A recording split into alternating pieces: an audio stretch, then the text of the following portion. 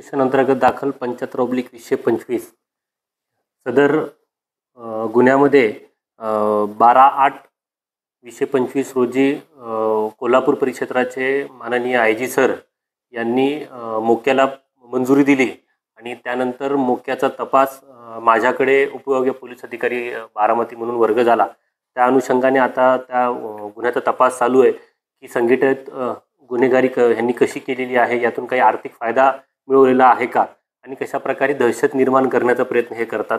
अशा प्रकारे तो गुन्हा माझ्याकडे आल्यानंतर आज आपण 7 आरोपी ताब्यात घेतलेले आहेत मुख्यातले आणि त्या आरोपींकडे चौकशी करून PCR हक्क अबाधित ठेवून आपण ज्युडिशियल कस्टडीची मागणी आज करणार आहोत। सोबतच यातले जे टोळी प्रमुख आहे त्या टोळी प्रमुखावर एकूण 10 गुन्हे आणि इतरांवर जवळपास 2, 4, 5 असे गुन्ह्याची संख्या याच्यात आहे।